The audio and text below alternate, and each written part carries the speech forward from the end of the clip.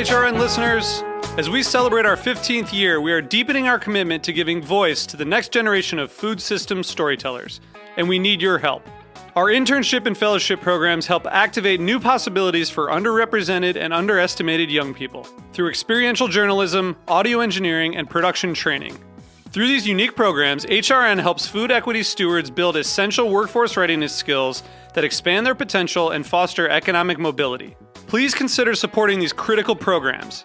And with a minimum donation, you can be entered to win a dinner for two at an amazing restaurant in one of 8 cities and tickets to a concert at a great venue in one of those cities.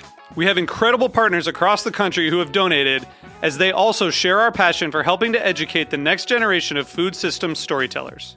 Check out heritageradionetwork.org/15 to donate and enter to win today. That's heritageradionetwork.org/15 to donate and enter to win today. And make sure you donate before March 31st. Thank you. You're listening to Heritage Radio Network. HRN is food radio supported by you. Learn more at heritageradionetwork.org. Hearst Ranch, in collaboration with Whole Foods Market, is proud to be the presenting sponsor of The Farm Report, a special HRN series in collaboration with the National Young Farmers Coalition. Tune in each week to hear from farmers, policymakers, organizers, and food advocates about all the ways the Farm Bill directly impacts our lives, whether we realize it or not. They'll break down farm policy and talk to young farmers about what hangs in the balance for them as another farm bill gets made. Join the coalition to shift power and change policy for the next generation of growers and land stewards. The future of good food depends on it. Learn more at heritageradionetwork.org or wherever you listen to podcasts. This episode is brought to you by Wisconsin Cheese. Wisconsin, the state of cheese, makes half of the nation's specialty cheese and wins more awards than any other state or country. Our heritage and traditions, master cheesemaker program, and the American propensity for innovation all put Wisconsin on the cutting wedge of cheesemaking.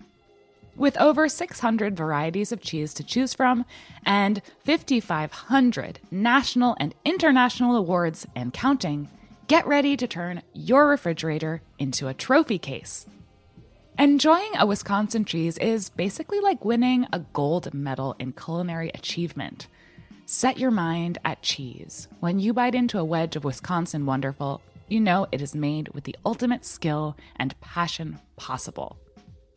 Find your next favorite cheese at wisconsincheese.com.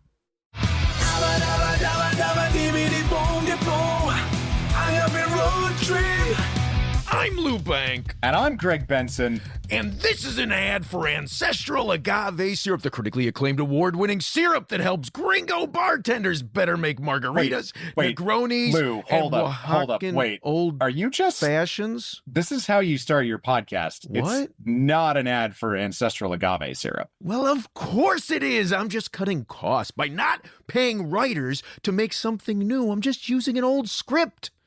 You pay writers? Is that some kind of jab? No, I'm just saying that... What are you saying? Well, look, we've got this amazing syrup that's made in an ancestral manner, cooked down from the sap of the agave, harvested the way these families would to make pulque. It's a quality product. It deserves a quality presentation. Yeah, okay, hang on. Ancestral Agave Syrup is made by real families following traditional methods, unlike the industrial Blue Weber syrup you get everywhere else. Ancestral is cooked down from agua miel, harvested from Salmiana in Hidalgo, Mexico.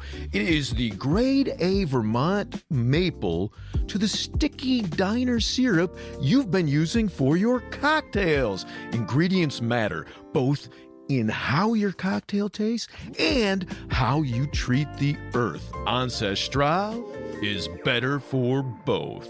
Is that good? Sure. Or maybe confusing instead of cheesy. Look, just visit ancestralagave.com to learn more and to order your world-class agave syrup today. And we'll call that a wrap. Catch you next ad, Greg. Hasta pronto? Ancestral Agave Syrup. Available online at ancestralagave.org and wherever Greg and Lou are able to coerce store owners into carrying it.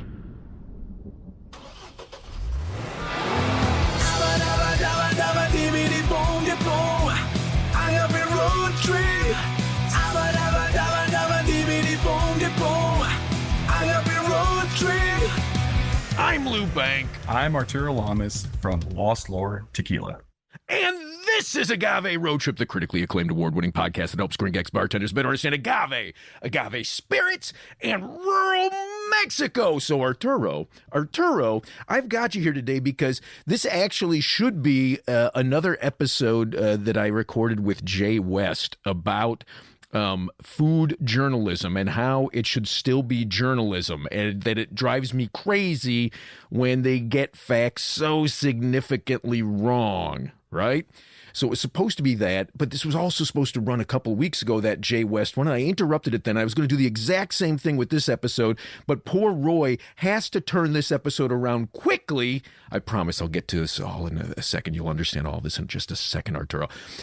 Poor Roy, our sound engineer, has to turn this episode around quickly. We are recording this on Friday, February 9th, and I want to run it on Thursday of next week, which means I need to have it finished in hand, and I don't want to force him to do a bunch of extra work, so just pretend it was a funny Jay West opening that we crashed again, okay?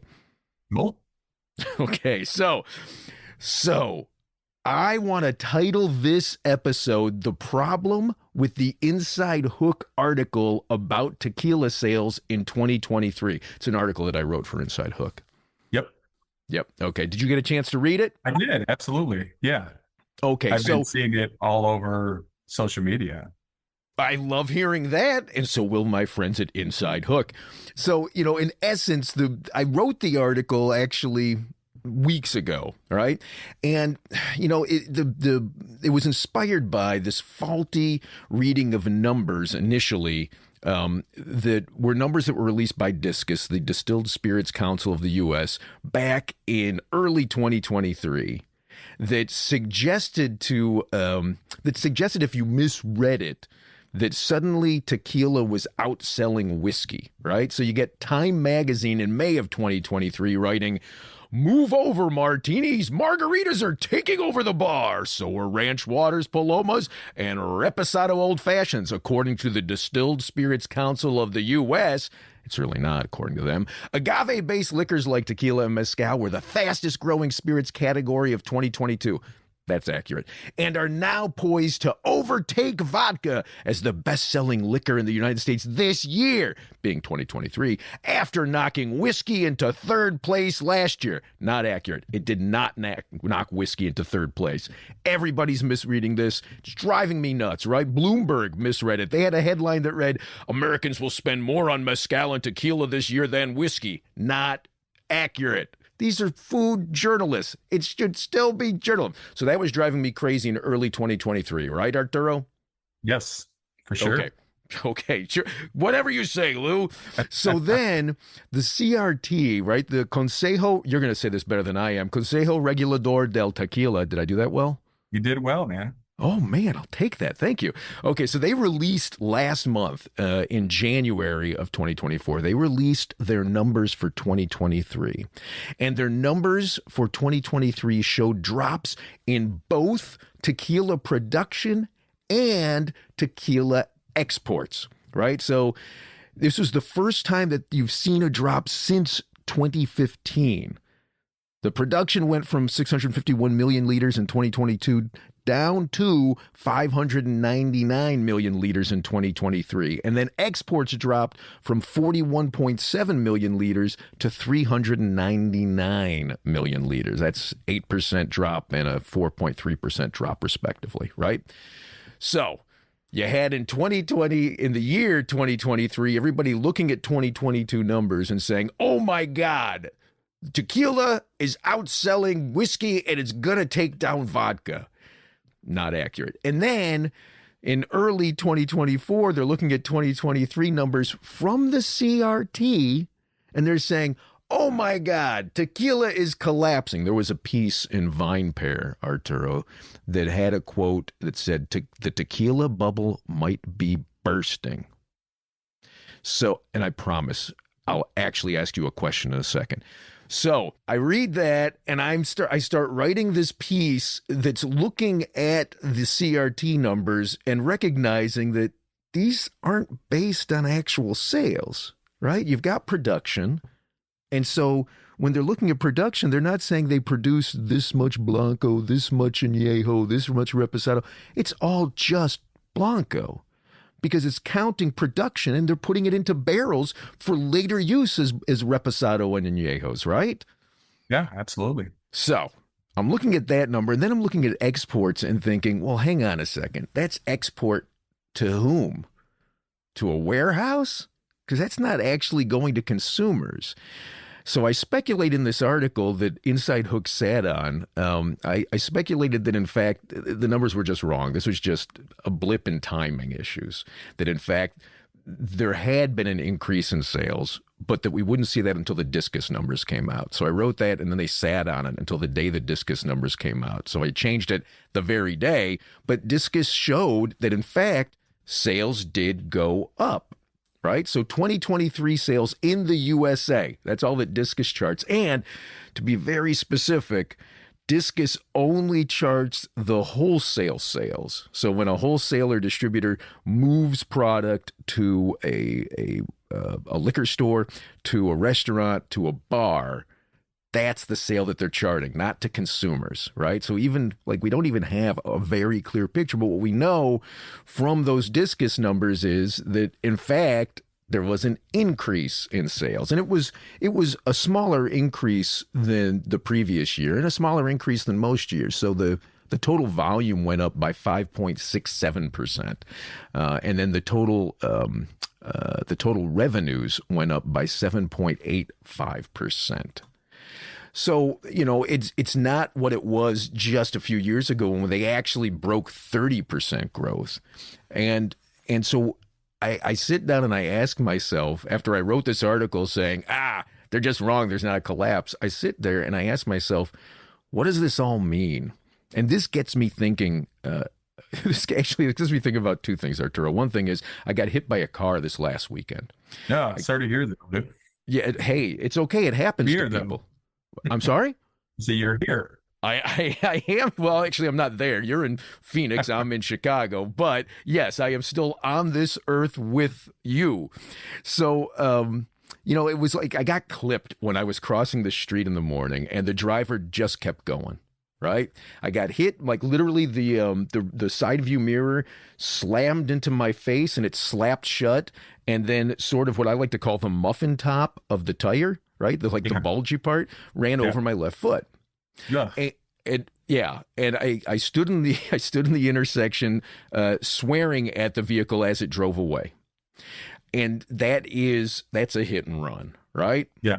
Yeah. Okay. So was that in Chicago or in Mexico? No, that was here in Chicago. That was the intersection of I shouldn't even say the intersection, because then somebody who does want to run me over will know how to do it.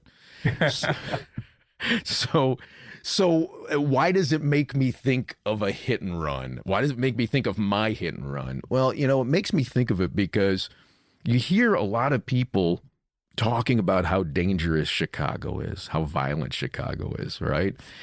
And I'm not sure that it actually is as violent or is as dangerous, or maybe it's even more violent and more dangerous.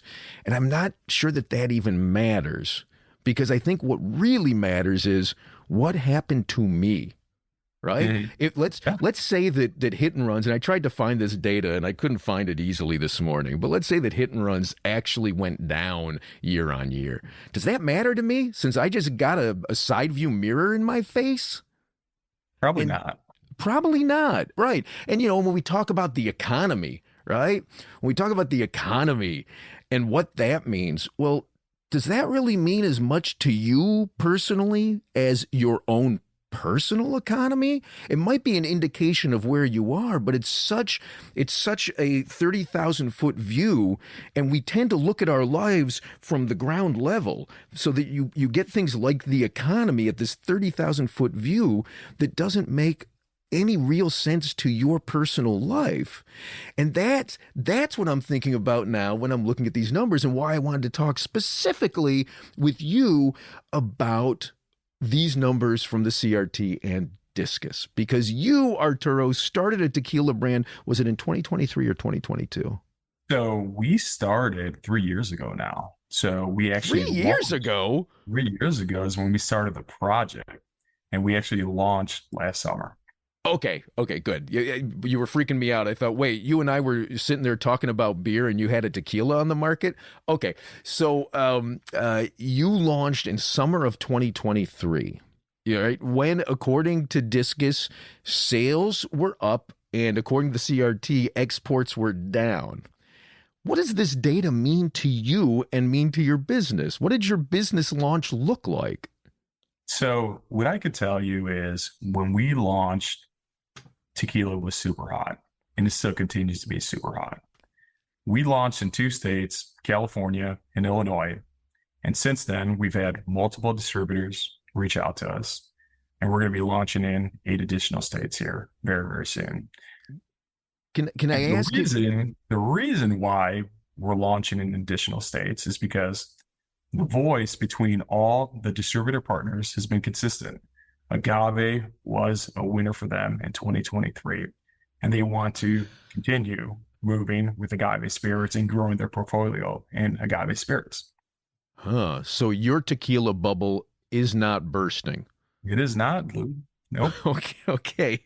So that's really important, right? When you start thinking about what it means to you, and then I back further from that, and I start looking at, okay, who's buying this tequila from you? Not at the consumer level, but when you look at who your direct customer is going to be, those wholesalers, right?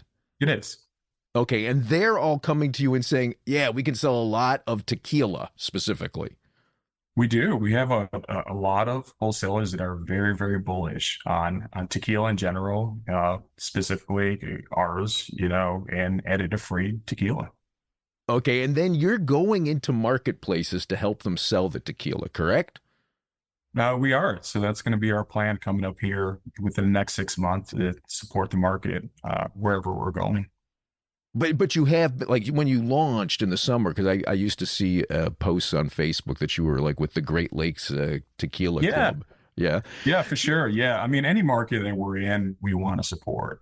So we just hired a national brand manager, so he's going to be going market to market and supporting these accounts and supporting our distributor. Are you hearing from any accounts that you visit? Oh no, I've got enough tequila. Whether it's yours or anyone else's. There's some. I mean, I would say that it's for sure getting a little bit crowded, but there's still a lot of people buying tequila. Okay, so you're saying it's crowded. Nobody's saying no, we can't sell tequila anymore. They're saying, I just think there's so many brands out there. A lot of accounts are running out of shelf space, so they have to be very, very selective in what they're bringing in. But that doesn't mean that tequila is not selling. It's selling just fine.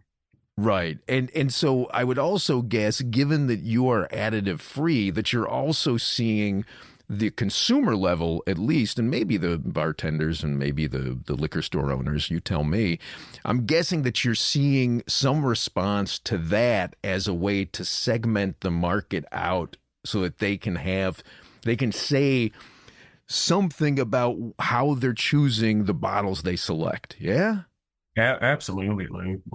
For us, we're confirmed additive free through Tequila Matchmaker, and there's right around probably just over 100 brands in the world that are confirmed additive free through Tequila Matchmaker, but there's over 3,000 brands in the market, so it's a very, very small percentage.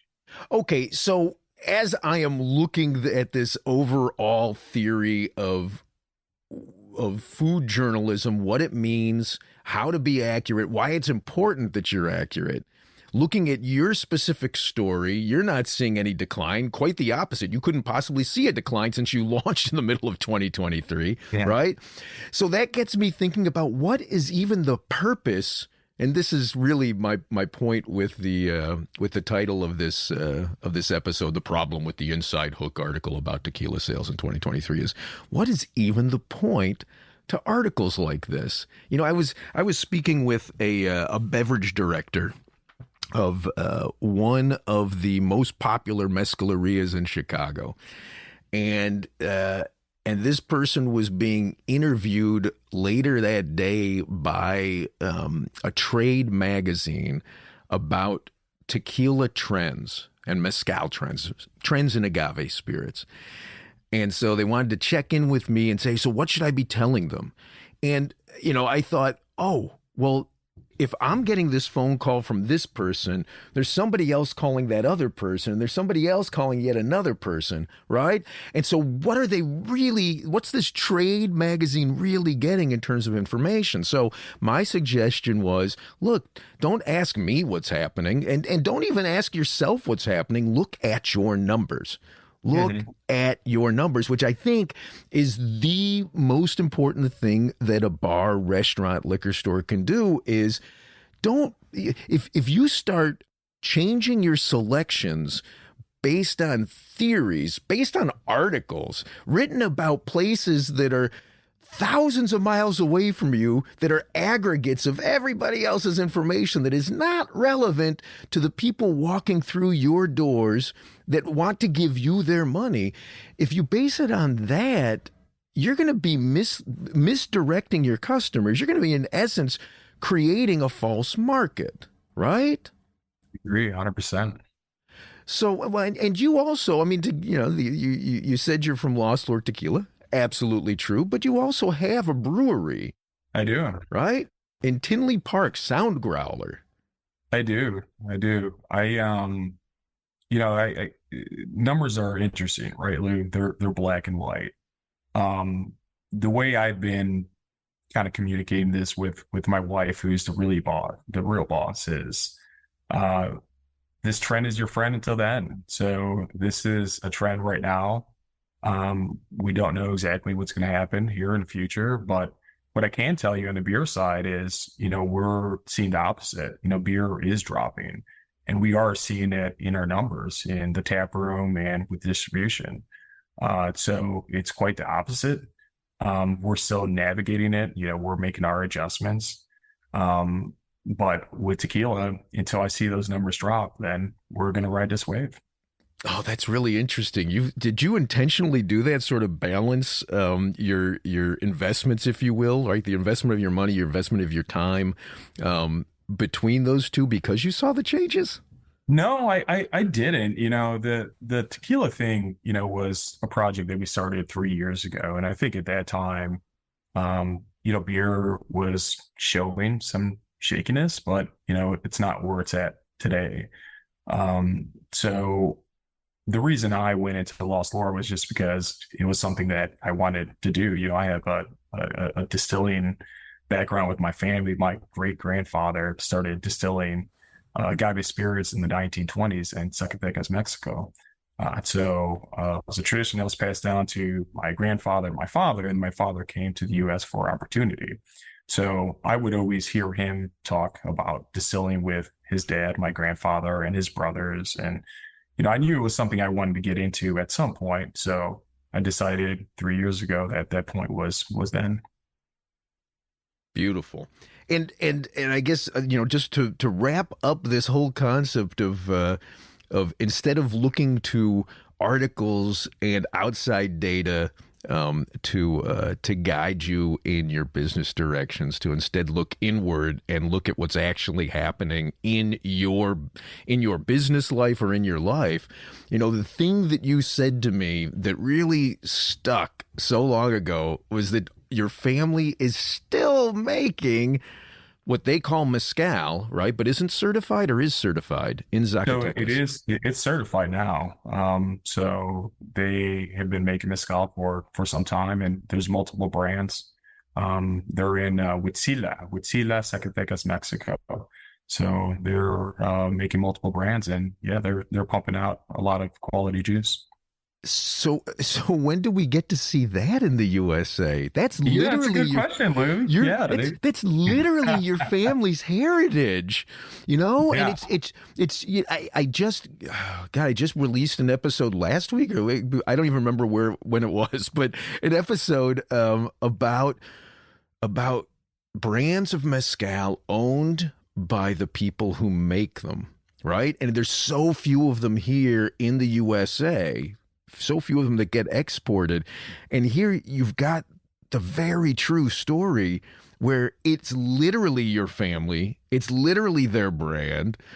I want you to bring that in. And, you know, I'm not going to give you any money to do that. So, like, I get that here again, it's mind space, it's finances and all of that.